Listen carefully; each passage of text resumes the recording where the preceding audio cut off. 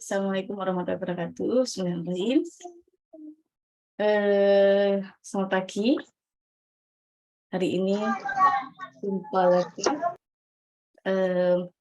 di mata kuliah manajemen sumber daya manusia strategik. Kalau dari yang kemarin itu kita sudah belajar tentang atau memahami tentang manfaat atau sebenarnya kita belajar ini secara filosofinya seperti apa sih? Kalau kita itu tujuan goalnya adalah pencapaian atau pencapaian dari kinerja perusahaan. Jadi kita membuat strategi dari sisi SDM untuk kelancaran atau untuk keberhasilan dari suatu organisasi atau perusahaan. Saya akan menunjukkan sedikit tentang ini apa namanya job analisis. Jadi kalau job analisis, saya share dulu share screen.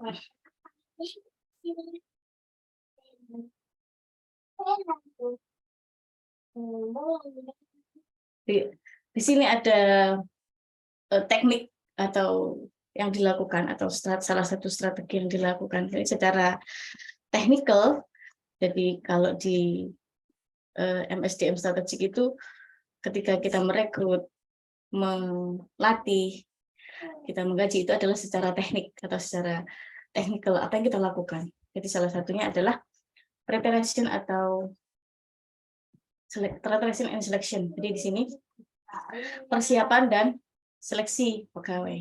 Jadi bagaimana sih seleksi pegawai dilakukan? Pertama adalah melakukan job analisis dan desain. Jadi bagaimana kita mendesain sebuah jabatan atau job design. Di sini adalah sebenarnya jabatan yang dibutuhkan itu seperti apa. Jadi desain dulu. Jobnya seperti apa. Kualifikasi yang harus dilakukan seperti apa. Kemudian pertumbuhan dan perkembangan organisasi terjadi job redesign. Jadi ketika job design yang sudah dibuat itu seiring berjalannya waktu bisa terjadi redesign karena terjadi pertumbuhan dan perkembangan organisasi. Kemudian desain jabatan merupakan proses mengorganisasi pekerjaan menjadi tugas-tugas spesifik yang diperlukan.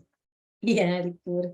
Desainnya adalah bagaimana mengorganisasi pekerjaan-pekerjaan itu menjadi lebih spesifik sesuai dengan keperluan. Iya. Pengaruh job design yang buruk. Jadi ketika job design yang buruk itu produktivitas menurun, kemangkiran atau dia tidak melakukan pekerjaan dengan baik. Kemudian resign, berbagai masalah SDM lainnya. Next. Kemudian memahami analisis jabatan. Di sini adalah proses ketika memahami apa dan mengapa suatu pekerjaan itu dilakukan.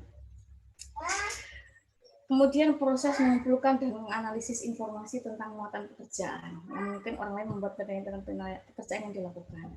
Kemudian menampilkan informasi secara tepat dan sistematik. Tujuannya adalah mengkomunikasikan harapan organisasi, kemudian sumber informasi bagi rekrutmen, kemudian pelatihan, penilaian, dan perencanaan karir, evaluasi jabatan, dari kompensasi. Jadi di sini adalah ketika proses memahami analisis jabatan adalah proses bagaimana, apa sih, dan mengapa suatu pekerjaan itu perlu dilakukan. Kemudian prinsip-prinsip dalam analisis jabatan adalah satu, membuat analisis. Jadi job analisis memilah pekerjaan menjadi bagian-bagian penting, menguji dan menentukan dalam bentuk yang mudah dipahami. Kemudian pekerjaan tidak melihat atribut pelaksanaan pekerjaan. Pelaksanaan pekerjaan dilibatkan dalam proses karena dia orang yang paling tahu tentang pekerjaan. Jadi di sini mungkin jadi orang yang paling tahu tentang pekerjaan. Jadi spesifikasi.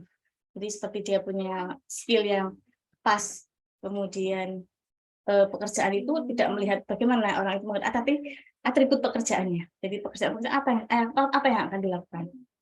Kemudian fakta bukan penafsiran. Jadi tugas job analis di sini adalah mengkomunikasikan fakta. Jadi faktanya di lapangan seperti ini, mengkomunikasikan. Jadi tidak mereka, jadi dia menyampaikan fakta. Kemudian aturan dasar analisis jabatan. Jadi tidak menganalisis kekuatan dan kelemahan pemegang jabatan. Jadi kemudian tetap menganalisis segala sesuatu yang berkaitan dengan nilai pekerjaan. dilakukan dengan performa yang baik, kemudian sebaiknya dilakukan ulang atau evaluasi, dilakukan secara sistematik dan proaktif. Next, mengapa analisis jabatan perlu dilakukan? Jadi di sini, kenapa sih analisis jabatan itu perlu dilakukan? Itu untuk mencegah terjadinya tumpang tindih pekerjaan dan SDM. Jadi di sini, ketika suatu analisis pekerjaan itu atau analisis jabatan itu dilakukan, tidak terjadi satu pekerjaan yang harus dilakukan atau tumpang tindih.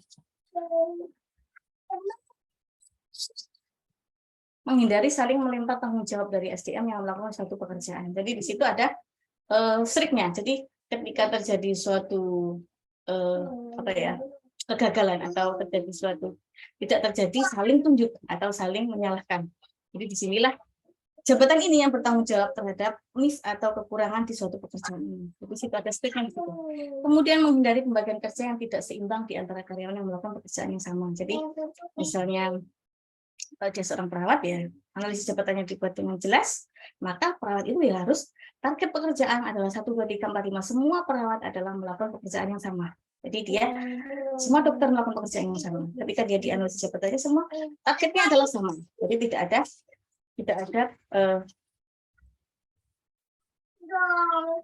ada perawat satu yang mengerjakan ini, perawat yang lain tidak mengerjakan ini, tidak. Jadi seperti itu. Kemudian menghindari karyawan tidak melakukan pekerjaan dengan cara, metode, dan prosedur yang salah. Jadi tujuannya adalah menghindari atau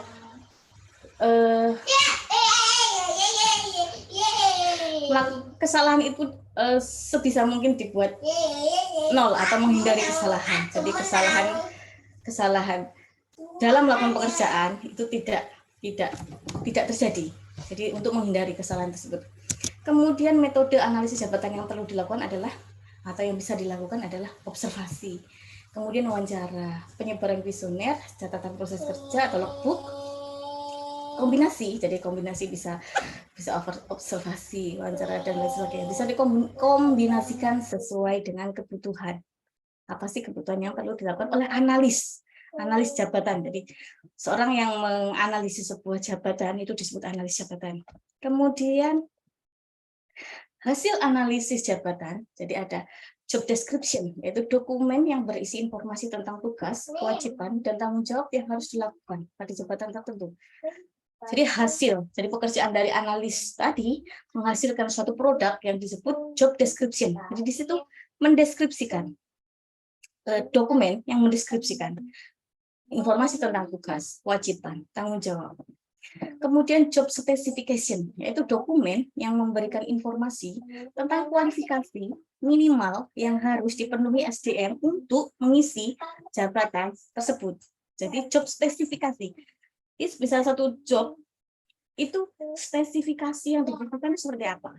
Apakah dia misalnya dia harus perawat yang punya skill, misalnya ini jabatan untuk perawat yang menangani di audiologi atau poli yang mengalami permasalahan pendengaran. Jadi di situ dia harus punya perawat yang punya job specification, punya kemampuan lebih dari perawat yang lain. Jadi kemampuan untuk mampu menggunakan alat-alat atau mampu melakukan pekerjaan yang spesifik di bidang audiologi tersebut. Kemudian job performance standar, yaitu dokumen yang menjelaskan informasi tentang standar kinerja yang baik, yang bersifat kuantitatif dan kualitatif, serta harus dipenuhi oleh SDM pada posisi jabatan tertentu. Jadi hasil atau dokumen yang ketiga adalah job performance standar. Jadi di situ ada dokumen informasi standar. Standarnya seperti apa sih kinerja yang baik itu?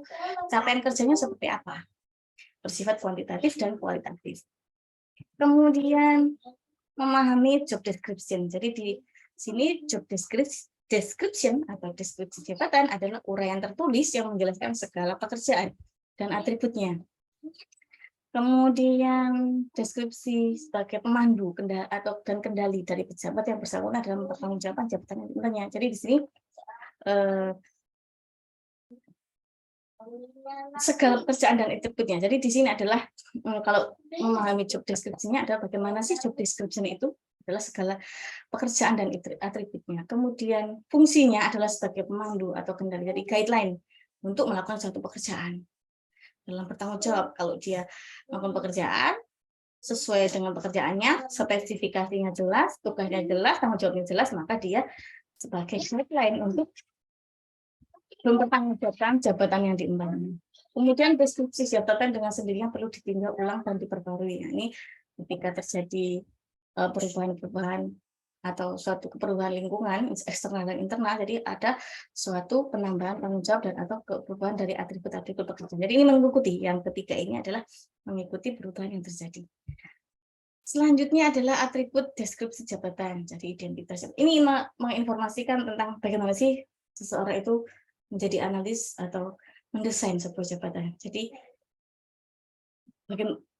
isinya deskripsi jabatannya apa? Identitas jabatan, tujuan jabatan, ragam pekerjaan, ragam tugas, ragam kewajiban, ragam tanggung jawab, akuntabilitas. Ini adalah langkah-langkah yang dilakukan oleh analis jabatan untuk melakukan job atau melakukan analisis jabatan untuk mendesain atau membuat satu deskripsi jabatan. Jadi di sini ada identitasnya dan lain sebagainya. Kemudian seperti ini, contohnya ini identitas jabatan. Petugas rekrutmen dan seleksi, unit kerjanya apa, bagiannya apa, kemudian melapor kepada siapa, sifat pekerjaannya apa. Kemudian tujuan jabatan. Jadi ini ada deskripsi. Jadi ini adalah sebagai contoh. Ketika kita seorang analis membuat deskripsi dari sebuah job description atau sebuah jabatan. Jadi ada identitas jabatan. Kemudian ada tujuan jabatan. Jadi di sini isinya adalah apa tujuan dari jabatan yang dinyatakan dalam kata kerja yang berdasarkan bagian. Nah ini secara teknisnya saja. Jadi contoh untuk mendesain atau membuat desain jabatan. Jadi yang kedua adalah tujuan jabatan. Kemudian yang ketiga adalah ragam pekerjaan. Jadi ragam pekerjaannya seperti apa saja sih? Kemudian ragam tugasnya apa saja? Nama tugas, penjelasan, ya sebenarnya. Contoh. Kemudian ragam kewajibannya apa? Penjelasannya apa? Gitu. Jadi ada memuat segala kewajiban yang harus direalisasikan dan tidak boleh terabaikan oleh pejabat dari jabatan tertentu. Jadi di sini memuat tentang bagaimana sih segala kewajiban. Kewajiban itu harus direalisasikan oleh penyandang jabatan tersebut. Kemudian ragam tanggung jawabnya. Jadi di sini ada tanggung jawabnya apa saja, spesifikasinya apa saja, kemudian lingkup atau ragam tanggung jawabnya sampai di mana, memenuhi etika. Memenuhi etika itu artinya tidak melanggar norma-norma yang berlaku. Jadi walaupun dia bertanggung jawab, dia tidak melanggar norma yang berlaku di masyarakat. Kemudian akuntabilitas, jadi menjelaskan tentang area utama yang harus dikerjakan. Jadi di sini fokus pada apa yang harus dikerjakan, kemudian hasil akhir yang dicapai seperti apa. Seperti itu. Kemudian kebebasan berkarya. Jadi di sini menunjukkan keluasan dan batasan perilaku pemegang jabatan. Jadi walaupun kita boleh mengimprovisasi, akan tetapi kita tetap melakukan atau tetap dalam batasan, keluasan dan batasan. Walaupun tetap improvisasi, tapi tetap ada batasan yang perlu dilakukan. Improvisasi itu tujuannya apa? Tujuannya untuk kinerja yang lebih baik. Itu boleh berimprovisasi, melenceng sedikit, akan tetapi masih tetap di batasan-batasan yang berlaku atau batasan-batasan yang masih diterima.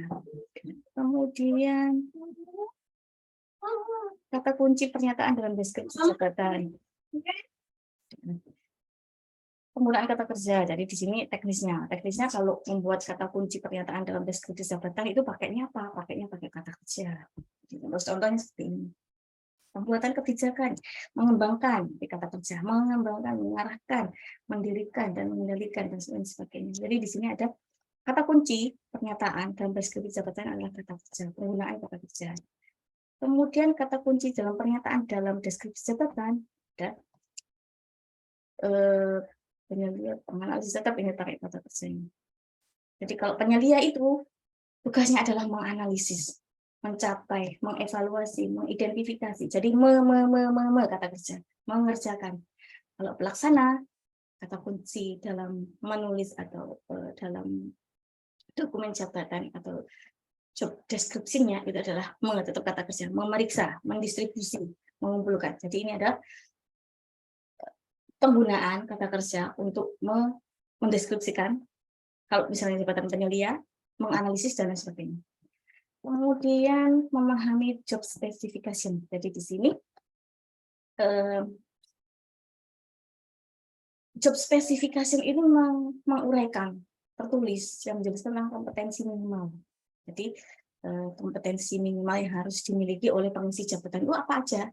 Kemudian prasyarat kondisi fisiknya bagaimana, prasyarat lainnya yang harus dipenuhi oleh pemegang jabatan. Jadi di sini memahami job specification. Jadi di sini adalah uraian tertulis yang menjelaskan tentang kompetensi. Jadi di sini isinya adalah kompetensi. Kemudian ada syarat-syarat lain nggak ya yang tentang kondisi fisik bekerja. Kemudian ada prasyarat lainnya yang harus dipenuhi. Kemudian spesifikasi jabatan ditetapkan dengan asumsi bahwa spesifikasi yang dipersyaratkan mampu digunakan untuk melaksanakan isi deskripsi jabatan dengan hasil normal. Jadi spesifikasi jabatan mengasumsikan, asumsi kira-kira asumsinya itu kira-kira masih bisa spesifikasi itu bisa dipakai. Jadi bukan suatu yang di luar nalar. Jadi bukan sesuatu yang kira-kira tidak mungkin dilakukan. Nanti masih mampu digunakan, masih mampu dilakukan oleh calon pemegang jabatan tersebut. Jadi dengan hasil yang normal. Kemudian spesifikasi jabatan sebaiknya ditinjau ulang manakala terjadi perubahan isi deskripsi jabatan. Jadi ini kondisi if then, jika suatu saat ada perubahan, maka spesifikasi jabatan tersebut bisa dirubah atau sesuai dengan isi dari deskripsi jabatan yang menuntut perubahan kompetensi. Jadi di sini biasanya ada undang-undang terbaru atau ada peraturan-peraturan terbaru. Kalau misalnya rumah sakit itu misalnya dia sudah standarnya naik menjadi level internasional atau GCI, Joint Commission Internasional, maka spesifikasi dari suatu jabatan pekerjaan itu ada berubah. Jadi dia naik level. Jadi dia harus mampu mengerjakan ini sesuai dengan standar internasional yang berlaku. Padahal ketika dia masih akreditasinya masih nasional, jabatan yang hanya mampu melakukan ini saja sudah oke. Tetapi ketika itu ada tuntutan dari organisasi, tuntutan dari organisasi, ketika dia menjadi naik level, maka dia harus mampu mempunyai keahlian, kemampuan, dan lain pengetahuan yang lebih sesuai dengan standar terbaru yang berlaku, standar terbaru yang berlaku. Kemudian atribut, jadi spesifikasi jabatan ini. Atribut yang kedua ada atributnya dan identitas jabatan dan pengalaman dalam kerja. Oh, terbalik-balik.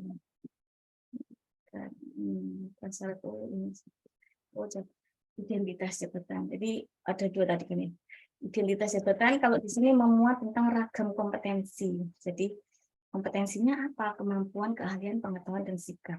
Kemampuan yang harus dilakukan oleh jenis jabatan ini seperti apa? Mampu membuat desain, pelaksanaan proses, ataupun seleksi, dan lain sebagainya. Kemudian prasyarat fisiknya seperti apa? Kalau misalnya pramugari ya prasyarat fisiknya harus tingginya segini dan lain sebagainya. Punya kenangan matanya tidak berwarna dan tidak lain sebagainya. Itu adalah prasyarat fisik yang tadi disebutkan.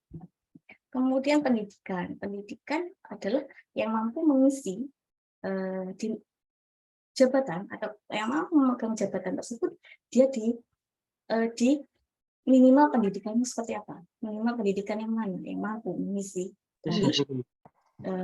jabatan tersebut. Next, pengalaman. Jadi di sini ada kira-kira pengalaman kerjanya seperti apa? Tempat dan peralatan kerja.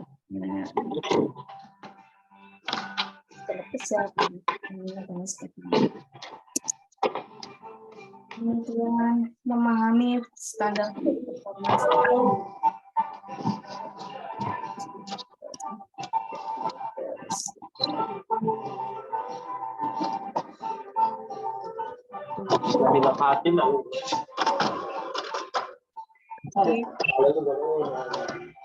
Standar kinerja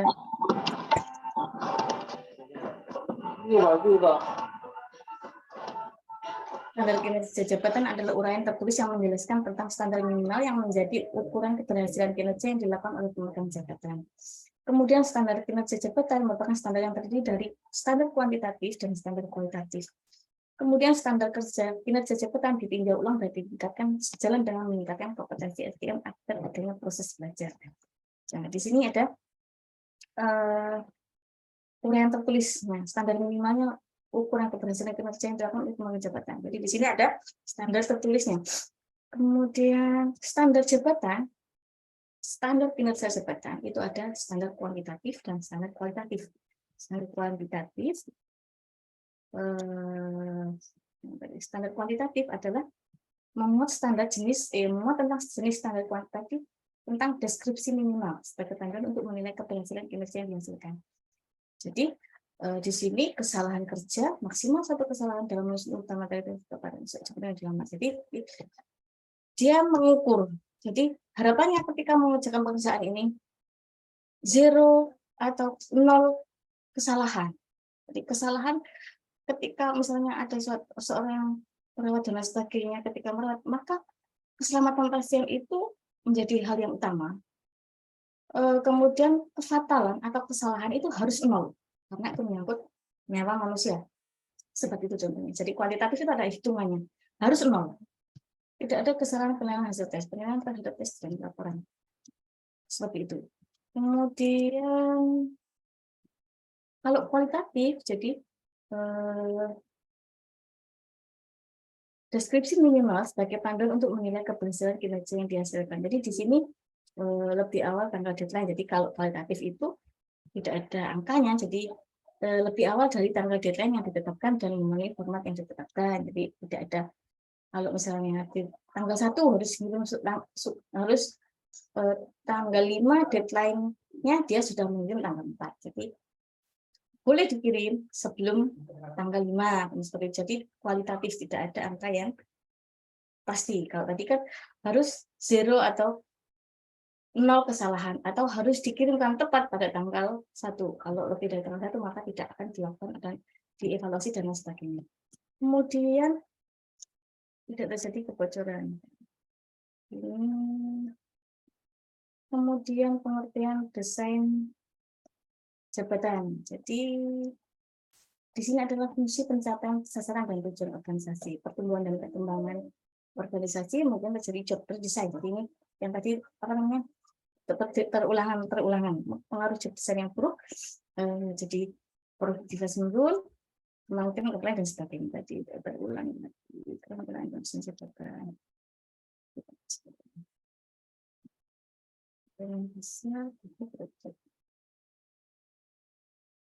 teknik untuk redesign, jadi job redesign, penyederhanaan pekerjaan, re-engineering, ini kalau under specialization, jadi kalau di ada yang penyederhanaan pekerjaan, ada re-engineering. Kalau over spesialisasi enggak, ada job rotation, job enrichment, dan job enrichment, kemudian autonomous work group dan sebagainya. Sekian, mungkin ada pertanyaan atau ada yang mau dibahas? Kalau tidak, saya coba analisis. Jadi ini tadi memuat bagaimana kita menganalisis, atau sekarang tujuan dari perkuliahan manajemen strategi adalah bagaimana kita melihat strategi atau bagaimana kita membuat strategi tentang kinerja perusahaan melalui sisi SDM. Nah, sekarang kita sebagai akademisi atau kita sebagai mahasiswa, kita punya kewajiban untuk melaksanakan yang namanya penelitian. Penelitian itu hasil penelitian nanti akan dibuat sebuah laporan menjadi sebuah tesis atau tugas akhir atau tesis. Kalau di S1 namanya skripsi, kalau di S2 namanya tesis, di S3 namanya disertasi. Jadi di situ kalau dari sisi NSDM kemarin di UTS itu kalau Di UTS ini sudah.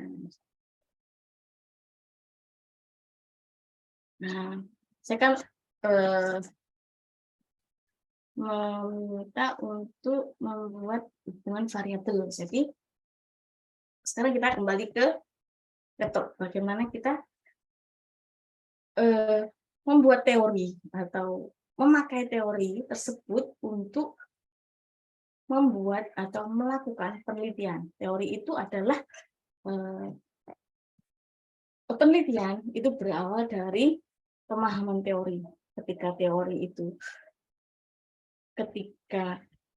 teorinya seperti ini, akan tapi ada fenomena atau ada kejadian yang sepertinya kok tidak sesuai dengan teori. Nah, itu bisa dijadikan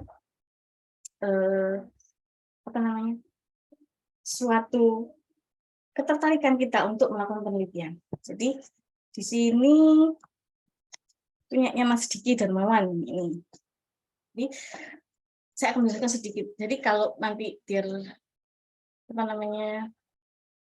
jadi bagaimana sih membangun? Jadi karena selama ini yang mau tesis masih bingung bagaimana sih cara menggunakan teori atau melakukan penelitian melihat fenomena dari sisi MSDM atau dari sisi SDM, karena kita hanya punya 2 jurusan, jadi SDM dan pemasaran kalau tidak salah. Jadi ini dari Mas Diki Darmawan. Jadi ada variabel latar belakang pendidikan, kemudian ada pengalaman. Nah, untuk mengukur kinerja karyawan secara teori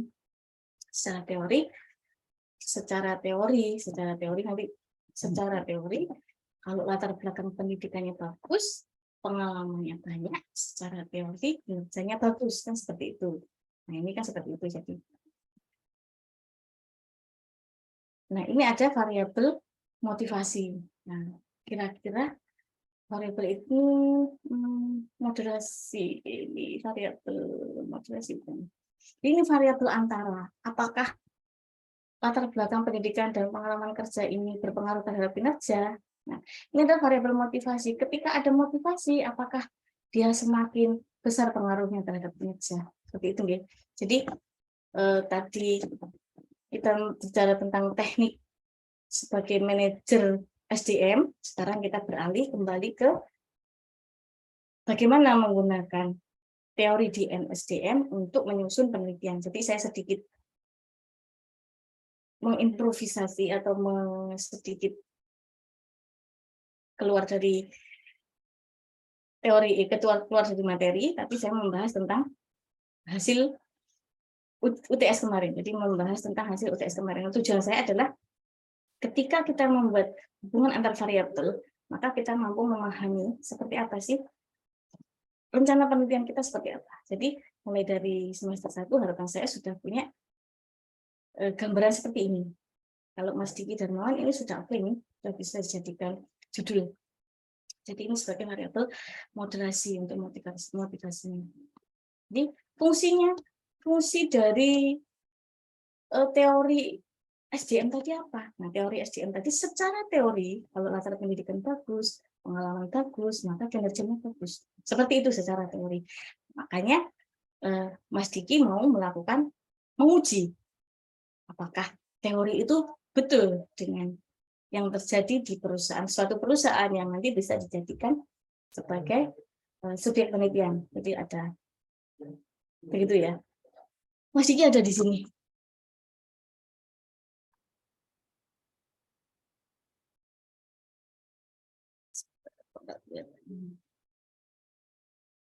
Belum, Mas Diki ada?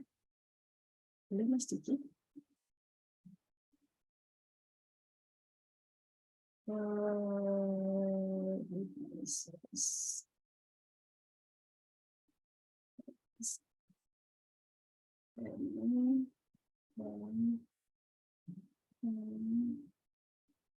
Diki enggak ada ya?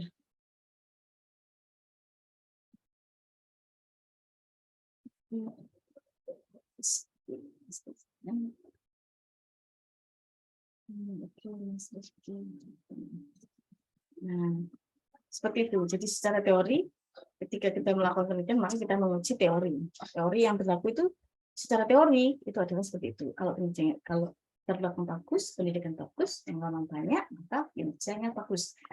Next, ini punyanya work-life balance. Ini banyak sekali yang pakai ini.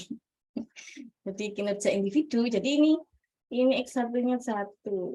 Variabel independence 1. Ini variabel antaranya. Apakah kalau work life-nya balance itu berpengaruh terhadap kinerja. Jadi ketika ini peneliti banyak mempunyai curious atau penasaran. Kalau hidupnya balance, kira-kira kinerjanya bagus nggak ya orang ini? Kalau hidupnya sudah work life-nya udah balancing, kinerjanya bagus nggak ya? Ini ada variabel komitmen organisasi, kemudian kepuasan kerja, kemudian motivasi kerja. Work life balance ini kira-kira kalau dihubungkan dengan komitmen organisasi. Nah, ketika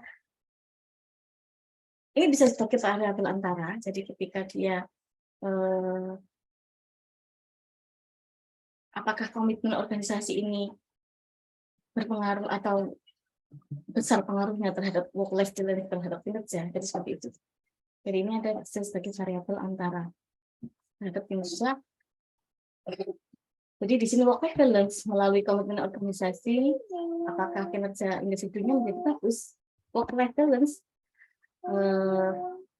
terhadap kepuasan kerja, apakah kinerjanya juga bagus? Jadi apakah di sini ketika dia puas dalam pekerjaannya, work life-nya dengan balance, maka tetap bagus kinerjanya. Itu. Jadi ada rasa penasaran di sini untuk melakukan penelitian. Jadi ini kalau ini pertanyaan pakai ini. Jadi ini ada beberapa yang pakai mahasiswa, boleh silakan. Jadi harapan saya dari MSDM strategik, jadi tidak hanya kita melakukan strategi bagaimana MSDM itu ya apa sih? Nah, strateginya adalah secara manajerial adalah kita sebagai petugas atau sebagai manajer untuk dari sisi SDM untuk melancarkan atau mendukung tercapainya kinerja perusahaan secara manajerial. Secara teknikal adalah apa yang kita lakukan adalah melakukan bagaimana kita merekrut, kemudian dan lain sebagainya sampai dengan keputusan atau sampai dengan ketika kita melakukan pemutusan hubungan kerja dan lain sebagainya. Kemudian secara teknik seperti itu. Tujuan akhirnya adalah nilai perusahaan. Nah, sekarang bagaimana cara menggunakan teori dalam SDM dalam menyusun penelitian dalam menyusun penelitian. Jadi tugasnya nanti adalah silakan dibagi per kelompok atau bagaimana. Nanti saya buatkan desainnya dulu. Jadi kan ada satu tugas, satu UTS kalau nggak salah. Jadi penilaiannya seperti itu nanti di MM itu. Nanti bisa dipresentasikan. Jadi harapan saya ketika sudah melakukan tesis itu sudah tidak bingung lagi, tidak gagap lagi.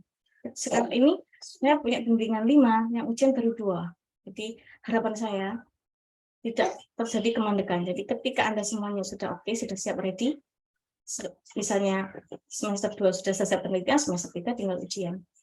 Jadi tidak bagaimana Bu kalau saya melihat ini dari kinerja, padahal dia mau melihat kinerja. Jadi variabel yang mempengaruhi kinerja itu apa saja, Mas? Jadi variabelnya kinerjanya apa saja? Variabel yang berpengaruh terhadap kinerja, kan seperti itu. Jadi secara teori, kalau misalnya kalau ini tadi kan dari pendidikan dan dari pengalaman kerja terhadap kinerja. Kalau ada variabel, ada penelitian lain bisa jadi dari motivasi dan kepemimpinan. Jadi kalau motivasi dan kepemimpinan itu kita hanya melihat perspektif atau dari perasaan. Jadi kalau dari perasaan itu kan sebenarnya kurang afdol. Jadi ketika melihat kinerja itu ya sebenarnya perform atau utilitas atau kemampuan bekerja. Itu tadi pendidikan dan pengalaman lebih. Tapi banyak sekali penelitian yang motivasi kepemimpinan terhadap kinerja. Apakah Kalau pemimpinnya secara teori, kalau pemimpinnya bagus, dia bisa memimpin dengan baik, orangnya bisa mengayomi, itu pasti dia akan berkinerja bagus. Kemudian kalau dia motivasi itu bisa dari gaji dan lain sebagainya. Kalau motivasi bagus, kinerjanya bagus. Nah, seperti itu. Secara teori semuanya itu adalah secara teori kalau dia dapat pemimpin yang bagus, maka kinerjanya bagus. Secara teori kalau dia dimotivasi dengan bagus di suatu pekerjaan dengan gaji yang layak dan lain sebagainya, maka kinerjanya bagus. Jadi secara teori seperti itu. Seperti itu. Kemudian harapan saya menginformasikan ini supaya nanti lebih siap, lebih kalau variabel. Nah, seperti ini. Turnover intention. Jadi turnover dari punya Mas Dhani Mahendra. Udah Mas Dhani ada nih. Mas Dhani Mahendra. Ini ingin menguji tentang turnover intention. Jadi di sini menguji tentang keluar masuknya Pak pegawai turnover. Jadi apakah turnover intention itu dipengaruhi oleh kompensasi atau oleh pemimpin atau oleh stres kerja? Pegawai itu keluar masuk itu variabelnya apa sih yang berpengaruh terhadap kalau pegawai keluar masuk? Kan tetapi kalau di S2 itu mesti ada jalur atau ada variabel yang memoderasi. Jadi kalau kombinasi stres kerja itu sudah umum. Jadi ketika penelitian itu harus ada novelty atau kebaruan. Novelty atau kebaruan adalah yang membedakan penelitian kita dengan penelitian-penelitian yang terdahulu. Jadi kita itu novelty-nya apa? Jadi kalau orang sudah banyak menguji kompensasi kepemimpinan secara kerja terhadap turnover intention, kita harus punya apakah ditambah satu variabel di tengah sebagai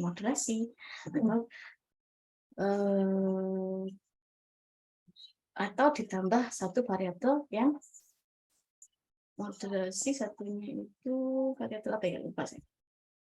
Moderasi, satunya variabel moderasi atau ditambah satu variabel antara di tengah atau ditambah satu variabel memoderasi. Jadi kira-kira kalau seperti itu nanti akan terjadi atau akan ada novelty-nya penelitian kita. Seperti itu. Jadi ketika secara teori ini kan menjelaskan tentang teori juga turnover intention. Jadi secara teori turnover intention atau keluar masuk pegawai itu biasanya karena kompensasi atau gajinya bagus pasti dia akan betah, tidak terjadi turnover, tidak terjadi keluar masuk pegawainya. Jadi pegawainya tidak keluar masuk. Kalau pemimpinnya bagus biasanya kepemimpinan. Jadi kalau pemimpinnya bagus maka biasanya pegawai itu betah. Nah, yang ketiga adalah variabel stres kerja. Kalau di tempat kerjanya itu tidak terjadi stres, maka biasanya pegawai itu akan betah. Jadi seperti itu. Jadi ini sekali lagi saya jelaskan di sini adalah melihat teori dari SDM yang diaplikasikan dalam rencana penelitian. Jadi seperti ini. Jika kita mau melihat turnover intention, maka variabel yang bisa dilihat itu contohnya adalah bisa dari kompensasi. Apakah pegawai itu tidak puas dengan kompensasi yang diberikan oleh perusahaan, atau dia tidak puas dengan kepemimpinan, atau dia tidak mampu menghadapi tekanan di pekerjaan sehingga dia stres kerja. Seperti itu. Next, ini sama dengan yang atas. Kalau ini adalah teori kinerja karyawan. Kinerja karyawan hanya variabel X terhadap Y, jadi dimoderasi oleh reward and punishment. Ketika Mbak Novia Rahmawati, jadi hanya menguji motivasi kerja terhadap kinerja. Apakah kalau secara teori, kalau pegawai dimotivasi dalam satu pekerjaan, motivasi itu bisa teorinya bisa rasa aman, kesehatan, gaji, dan lain sebagainya. Terpenuhi semua terhadap kinerja. Jadi kalau secara teori, kalau pegawai sudah mendapatkan semua yang dibutuhkan, maka kinerjanya bagus. Nah, di sini ada reward and punishment, jadi sebagai variabel modulasi. Nah, apakah reward and punishment ini memperkuat atau memperlemah antara dengan variabel motivasi kerja terhadap kinerja? Apakah adanya reward ini bisa memperkuat, menjadi semakin tinggi kinerjanya atau menjadi semakin menurun? Ini kalau ini ada variabel moderating. Seperti itu, ada pertanyaan?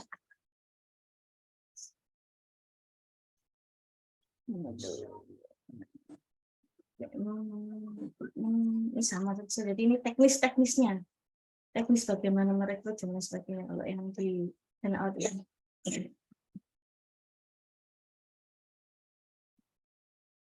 Ada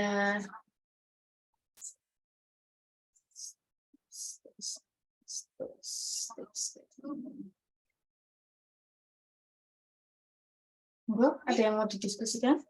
Oh, ya, sambil.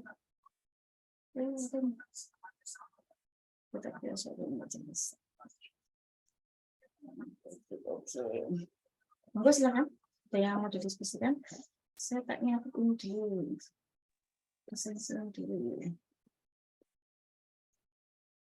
Mungkin ada yang mau ditanyakan. Sudah ada gambaran untuk melakukan penelitian.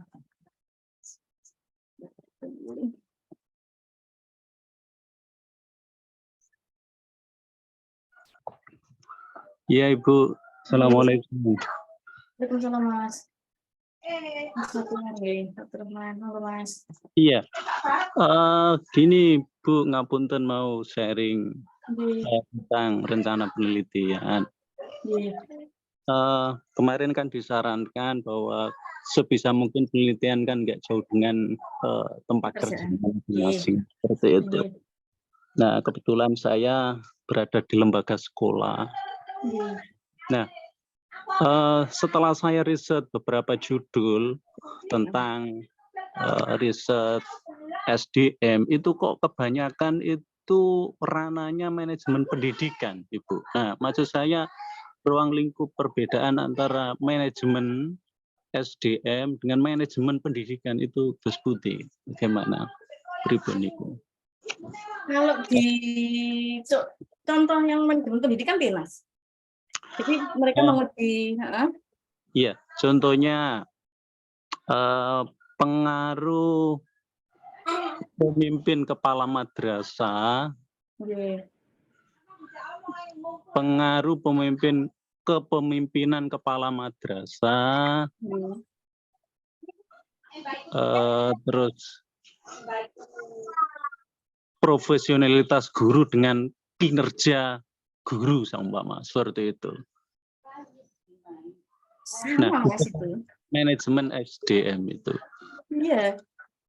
Itu kan kalau SDM itu adalah menyoroti tentang SDM-nya. Jadi kalau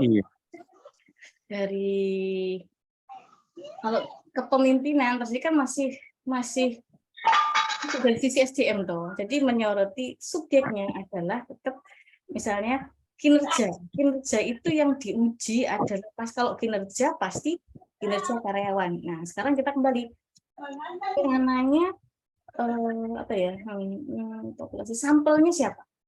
Kalau sampelnya kepala madrasah dengan guru. Kalau sampelnya ya gini, kalau menguji kepemimpinan itu dari persepsi sampel, dari persepsi guru. Jadi kuesionernya nanti disebarkan ke guru. Iya. Jadi ketika guru itu menilai apakah kepemimpinan kepemimpinan organisasional, kalau nggak salah ada satu teori seperti itu nih. Jadi kepemimpinan organisasional itu ada indikatornya. Indikatornya satu dia harus seperti apa, dua dia seperti apa. Jadi kepemimpinan organisasional misalnya. Nah ini penilaian dari sampel atau sampai mau meneliti tentang kepemimpinan motivasi terhadap kinerja kepemimpinan madrasah. Jadi kepemimpinan madrasah atau ini terhadap kinerja guru atau ini, Mas. Enggak. Jadi kepemimpinan kepala madrasah, profesionalitas guru terhadap kinerja guru. Tahu Mbak Ma. Oke. Nah, tapi X1-nya itu X2-nya profesionalitas. Jadi Iya, mau mengkomparkan, kinerja itu dipengaruhi oleh yang mana? Nah, alasannya mengambil kepemimpinan seperti apa? Apakah ada fenomena selama ini terjadi fenomena guru itu ada clash ada suatu dengan pemimpin seperti itu, Mas. Jadi ada di pendahuluan sampai sebutkan ada fenomena apa?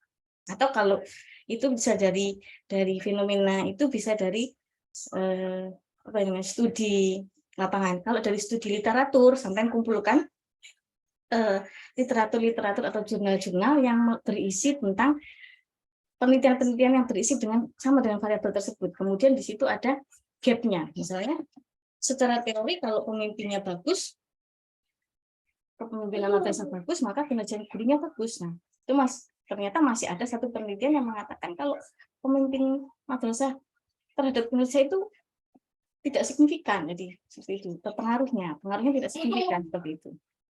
Jadi di situ masih ada gap, di sana masih bisa masuk di penelitian dengan judul yang sama dengan itu. Jadi kalau dari itu, madrasah itu, sampelnya adalah guru, maka pemimpin tadi, atau pemimpin madrasah, nggak usah dikasih kuesioner. Yang dikasih kuesioner adalah guru. Isi dari kuesioner adalah pertanyaan-pertanyaan yang memuat variabel kepemimpinan dan profesionalitas. Nah, variabel kepemimpinan itu indikatornya apa? Untuk mengukur kepemimpinan itu kan ada indikator. Misalnya pemimpin itu disebut bagus kalau dia seperti ini. 1, 2, 3, 4, 5. Ada indikatornya. Kemudian profesionalitas guru itu ada alat ukurnya. Indikatornya seperti apa kalau guru disebut profesionalitas? Kemudian kinerja guru itu targetnya apa, standarnya apa, hasil kerjanya seperti apa. Yang jadi sampel adalah guru. Jadi guru mau melihat kinerja guru dilihat dari pemimpin dan dari profesionalitas tersebut. Gitu. Itu Mas. Halo? Enggak, Bu. Nah, gitu ya. Jadi kalau subjeknya masih orang, maka itu dari sisi SDM. Kalau subjeknya sudah strategi pemasaran, bagaimana cara menjual, bagaimana strategi berjualan, itu dari sisi pemasaran. Kalau antara SDM, manajemen MSDM dan manajemen pendidikan, saya rasa sama. Ranahnya adalah kita melihat SDM dari divisi atau dari sisi atau dari unit kerja dari pendidikan. Jadi kita tetap menguji SDM yang ada di pendidikan. Tapi subjeknya tetap SDM yang ada di pendidikan. Seperti itu. Jadi kita fikskan dulu seperti itu. Saya mau menguji ini. Variabel. Nah, kenapa? Supaya kita tidak tersesat dalam melakukan penelitian, itu harus ada literatur. Nah, literatur kalau di Unisla kalau tidak salah itu harus ada 20 jurnal. Kalau Pak Rizal yang menguji pasti 20 jurnal. Pak Rizal itu Pak Rizal itu biasanya menguji 20, harus ada 20 jurnal. Nah, ini 20 jurnal itu nanti di matriks. Di matriks itu dikumpulkan. Variabelnya sama, judulnya seperti ini, tahunnya seperti ini. Kemudian cara pengambil data seperti ini, olah datanya seperti ini, hasilnya seperti ini. Nah, itu nanti dijadikan bahan rujukan. Yang perlu saya sampaikan juga di mahasiswa angkatan ini, bahwa supaya tidak tersesat lagi, sedikit saya tambahkan, ada yang namanya aplikasi. Nah, di buku panduan penyusunan tesis itu ada. Nah, jurnal atau artikel yang kita jadikan rujukan itu ditulis di bab 1 sampai bab 4. Jadi jurnalnya ditulis. Apa yang kita tulis di situ sebagai rujukan nanti ditulis di daftar pustaka. Apa yang tertulis di daftar pustaka dimasukkan di dalam tulisan penelitian. Jadi jangan sampai di sini copy paste, di daftar pustaka tidak ada. Sampai misalnya mengutip Budi 2010 di daftar pustaka jenenge Budi gak ono. Kan seperti itu enggak benar. Seperti itu masih banyak yang terjadi. Jadi mulai semester ini saya coba tambahkan atau saya coba ingatkan seperti itu. Jadi saya di situ kalau nggak salah pakai e-note kalau nggak salah itu nanti. Jadi mumpung masih semester 1 mudah-mudahan nanti ingat terus sampai semester 3. Jadi apa yang ditulis di situ, ditulis di daftar pustaka. Apa yang ada di daftar pustaka dimasukkan ke situ. Jadi minimal 20 jurnal yang kita jadikan rujukan itu dilebokkan di daftar pustaka, dilebokkan. Jangan sampai nggak dimasukkan di situ. Itu namanya cara mengutip atau cara. Jadi ketika kita mengutip kata-kata atau hasil penelitian orang, ya tetap kita harus punya kewajiban untuk memasukkannya di daftar pustaka seperti itu. Akan gitu. Jadi mumpung masih baru, masih ini, karena banyak sekali yang masih seperti itu. Jadi mumpung masih baru. Mungkin lagi ada pertanyaan? Karena memang tugas kita atau apa namanya ya, akademisi hasil akhir dari kuliah adalah kita menghasilkan suatu karya. Tujuannya adalah menghasilkan suatu karya adalah kita ikut menyumbang suatu apa namanya, menyumbang ini pengetahuan. Kita pernah menghasilkan suatu hasil penelitian. Meneliti itu satu, tidak boleh bohong. Dua, apapun hasilnya itu yang dilaporkan. Jadi meneliti itu harus objektif. Data tidak boleh manipulatif. Seperti itu. Jadi harus jujur. Itu saja. Mungkin ada lagi? Ngaten nggih, Mas Fatur Rahman? Nggih, Bu, matur suwun. Oke, sama-sama Mas. Ada lagi, monggo. Nah, ya.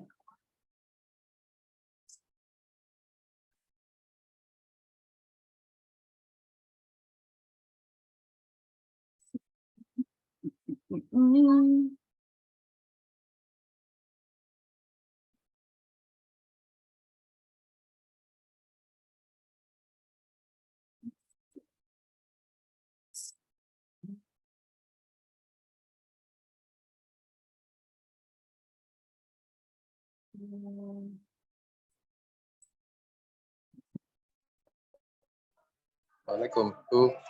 Ya, Dengar, Bu, nggih? iya dengar. Ya, kenal. Bu, ini mau tanya, Bu. Misalkan tadi kan Pak Rohman sudah tanya. Itu misalkan nanti penelitiannya sama di madrasah itu gimana, Bu? Belum? Kalau Yang diteliti di tesisnya itu loh, Bu.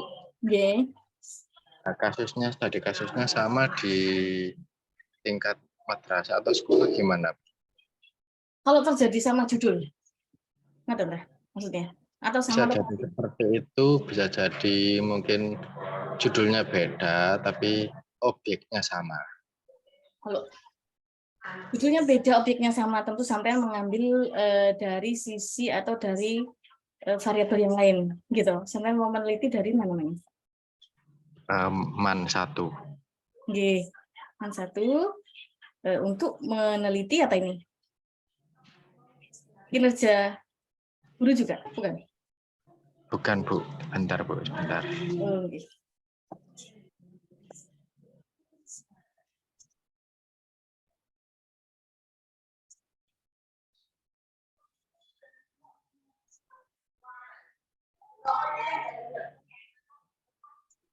Budaya organisasi dan kepemimpinan. Budaya organisasi, kepemimpinan, dan lingkungan. Terhadap Komitmen organisasi. beda, nggak masalah. Subjeknya sama, nggak masalah. Sampelnya sama, nggak masalah. Ada organisasi, kepemimpinan terhadap komitmen organisasi. Jadi di sini kan mau melihat seperti apa sih karyawan itu berkomitmen di organisasi tersebut. Dilihat dari variabel budaya organisasi. kepemimpinan, kemudian lingkungan kerja. Jadi melihat lingkungan kerja, melihat budaya organisasi yang berlaku di situ, kemudian terhadap komitmen organisasi. Nanti nggih Mas. Nggih, Bu. Mas, nggih. Nggih. Bisa, Bu ya? Bisa Mas. Atau nanti kalau misalnya, kan kalau di tesis itu harus agak dipersulit sedikit Mas. Dipersulit sedikit supaya kelihatan ruwet gitu loh. Jadi contoh itu kalau sekarang kan harus pakai PLS dan lain sebagainya itu STSS juga diterima. Jadi kalau ada satu variabel antaranya, nanti lebih bagus. Jadi nanti gambarnya lebih hati Mas, gambarnya. Nah, masalahnya yang ruwet-ruwet itu loh, Bu. Nanti kan apa statistiknya itu yang sulit. Kalau pakai itu gampang. Itu kita tinggal, yang penting itu kan ambil data dulu, tabulasi, olah data sudah ada alatnya. Kalau ya mungkin masih ada yang boleh pakai STSS, tapi kalau Pak Apit kayaknya kemarin itu nyarankan pakai PLS. Aduh, coba STSS Mas. Jadi ada satu variabel antara, atau yang memoderasi atau apa ya? Satunya variabel moderating, satunya variabel intervening, satunya. Jadi kalau moderating itu memoderasi, jadi di antara. Apakah dengan adanya variabel ini semakin memperkuat atau semakin memperlemah? Seperti itu. Tapi misalkan itu sudah pernah dipakai, Bu ya, sudah dipakai di kampus lain, itu gimana, Bu ya? Kampus lain nggak masalah, karena subjek penelitiannya kan beda, sampelnya beda. Nah itu makanya sampai harus di pendahuluan, harus menemukan suatu fenomena. Kenapa sampai meneliti itu? Begitu. Ya. Fenomena itu misalnya terjadi, kalau yang secara teori tadi kan turnover pegawai.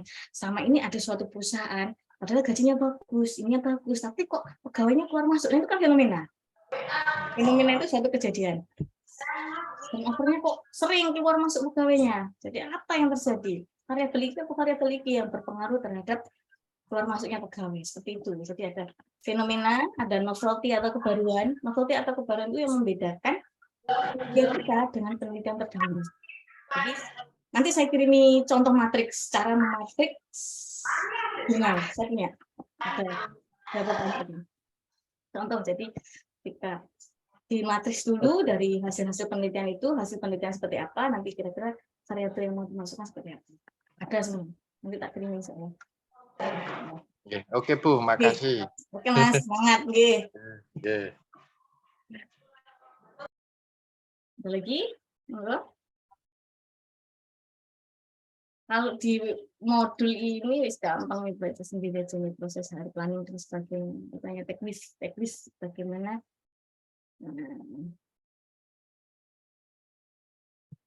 Nanti nanti tugasnya mungkin ini apa namanya, jadi PhD melihat apa, bagaimana sih cara melihat atau membaca jurnal itu atau artikel itu nanti. Jadi saya buatkan tugas nanti seperti itu, nanti bisa presentasi. Jadi ini untuk latihan presentasi. Kalau misalnya nanti saya ngambil di SDM, saya ngambil variabel ini dan penelitian ini, nanti saya presentasinya seperti apa dulu ya, nanti ya. Ada lagi? Kalau tidak ada, ini sudah saya.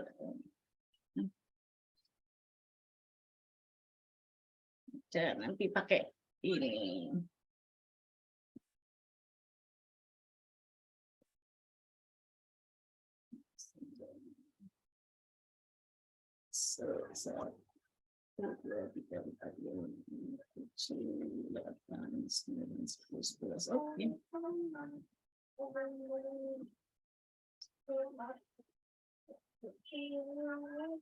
Sudah, kalau tidak ada pertanyaan, nah ini sedikit.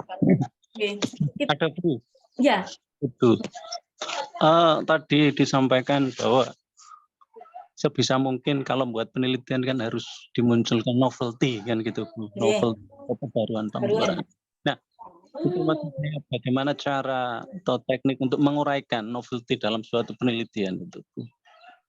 Novelty itu nanti pasti ada pertanyaan seperti ini, Mas. Nggih. Misalnya sampai meneliti kinerja, motivasi kepemimpinan terhadap kinerja. Ini pas kalau Pak Zul, Pak Zul yang uji itu di ekstrim. Iki wakeh, Mas.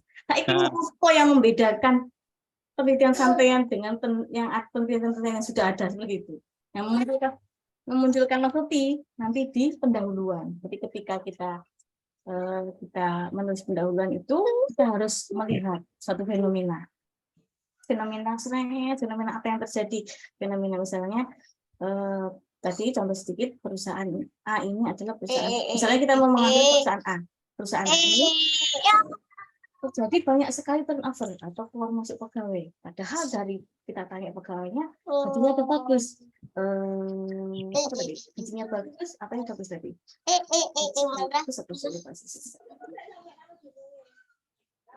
nah itu nanti kita melihat atau nah ini kompensasi kepemimpinan stres kerja. Nah, ketika kita mau melihat itu fenomena yang terjadi, kok terjadi banyak sekali turnover atau terjadi banyak sekali keluar masuk pegawai, apa yang terjadi? Apakah dia stres kerja? Apakah pemimpin tidak baik? Atau apa? Padahal kompensasi secara informasi yang kita dapat, kompensasinya bagus. Dari 3 variabel ini, X ini, yang paling berpengaruh terhadap turnover itu apa? Nah, novelty, makanya novelty itu atau kebaruan, makanya kita harus mencari literatur. Nah, minimal kan 20 literatur dengan variabel rencana, variabel yang sama dengan yang mau kita teliti. Nah, dari penelitian terdahulu itu seperti apa hasilnya? Kemudian itu diuraikan. Kemudian yang ada fenomena, ada penelitian terdahulu, kemudian ada novelty atau kebaruan. Nah, kebaruan kita kan membedakan penelitian kita dengan penelitian terdahulu itu apa? Apakah kita menambahkan variabel antara atau variabel moderasi atau intervening tadi, ataukah kita melakukan penelitian yang sifatnya lebih ke, kalau misalnya tadi dari perusahaan, sekarang dari organisasi lain, misalnya dari rumah sakit atau sekolahan. Nah, itu bisa. Jadi bisa dari atau hasil-hasil penelitian terdahulu itu masih banyak yang membedakan. Misalnya sampai menemukan 20 jurnal, itu hasil penelitiannya tidak harus sama. Misal penelitian A mengatakan bahwa turnover mengatakan bahwa misal penelitian dari Mas Fatur Rahman mengatakan bahwa kompensasi berpengaruh signifikan terhadap turnover. Kepemimpinan signifikan terhadap turnover. Stres kerja signifikan terhadap turnover. Nah, sementara penelitian dari misalnya Ferry Sidik itu menemukan kalau kepemimpinan tidak signifikan terhadap turnover, atau stres kerja tidak signifikan terhadap turnover. Jadi di situ masih ada gap. Sajane kompensasi itu berpengaruh besar terhadap turnover apa enggak sih? Karena dari beberapa penelitian masih ada terjadi perbedaan hasil. Jadi kalau mencari jurnal tidak harus sama hasil dari penelitian, tidak harus ABCDE sampai 20 itu signifikan atau tidak. Jadi yang penting variabel yang diteliti itu sama. Kemudian hasil beda tidak apa-apa. Cara melakukan analisis beda tidak apa-apa. Nah, itu nanti dari semua jurnal yang kita jadikan rujukan itu kita saya membedakan ini adalah novelty atau kebaruanku yang membedakan dari penelitian terdahulu. Itu nanti dibahas di beberapa itu ya, pendahuluan itu lebih ke fenomena itu terjadi fenomena, makanya sampai melakukan penelitian di sini atau melakukan judul ini. Kalau novelty itu di penelitian terdahulu kalau misalnya masukkannya. Jadi setelah dilakukan literatur review atau terhadap 20 jurnal, maka penelitian saya novelty atau kebaruan atau yang membedakan penelitian saya dan penelitian terdahulu adalah ini penelitian-penelitian, maka penelitian maka penelitian yang membedakan dengan penelitian terdahulu adalah misalnya variabel, ada penambahan variabel seperti itu. Jadi nanti ketika ujian, ketika ada pertanyaan seperti itu, saja ini sudah banyak yang membahas, tapi apa yang membedakan dengan penelitian terdahulu, itu yang disebut innovatif atau kebaruan. Jadi memunculkan kebaruannya. Seperti itu, Mas. Nah, gimana, Mas? Nggih, Bu. Ini literatur kita cari literatur untuk kita review literatur. Jadi kita matriks itu lebih gampang membaca hasil penelitian dan lain sebagainya. Nah, ada lagi? Bu, boleh tanya kembali, Bu? Iya. Bu, tadi studi kasusnya itu di madrasah atau sekolah itu metodenya lebih pas kualitatif apa kuantitatif, Bu? Nah, gini. Kalau kualitatif itu adalah penelitian yang masih belum belum, kita itu masih abu-abu. Jadi contoh, kita itu mau menguji variabel apa itu belum jelas. Tapi kok terjadi fenomena seperti ini di rumah sakit misalnya, terjadi masih belum jelas variabelnya. Nah, kalau kuantitatif, kalau menguji kinerja tadi kan lebih sudah jelas. Kuantitatif itu menguji hubungan atau pengaruh antar variabel. Jadi kalau variabel atau variabelnya sudah jelas, termasuk kuantitatif. Kalau kualitatif memang bisa di mix, tapi mix method itu belum ada alat analisisnya. Terus kalau menguji atau ada hipotesis itu disebut kuantitatif. Begitu. Kalau kita masih pertama kan kita studi dulu tentang misalnya ada fenomena, kemudian kita mencari teori, kemudian baru kita menemukan variabel apa yang itu baru disebut kualitatif. Jadi kalau kuantitatif kita sudah punya variabel, kita sudah punya apa sih permasalahan. Ketika kalau kualitatif itu kan ada suatu permasalahan, akan tapi kita masih belum tahu apa saja permasalahan tersebut, variabelnya apa saja. Maka itu dari kualitatif. Kalau kuantitatif permasalahan sudah jelas, nah nanti kan mau melihat apa namanya tadi organisasi tadi, Mas, dari kepemimpinan, dari itu kan ada variabel itu sudah ada gitu, kemudian tinggal menguji, sudah ada hipotesisnya. Itu kualitatif, Bu, ya? Kalau sudah ada hipotesisnya itu kuantitatif. Kalau kita belum ada hipotesis atau kita melakukan wawancara subjeknya juga, kalau kualitatif itu wawancara mendalam tentang seseorang yang paham betul akan permasalahan tersebut. Jadi kualitatif tidak pernah pakai kuesioner, tapi pakai wawancara mendalam. Jadi sampelnya juga kalau kualitatif itu snowball sampling. Jadi pertama yang dijadikan sampel misalnya 1 orang.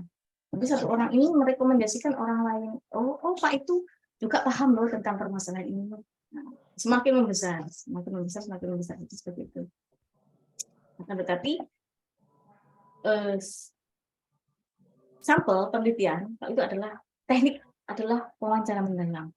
Sampelnya biasanya ada orang-orang tertentu yang paham betul akan permasalahan yang terjadi.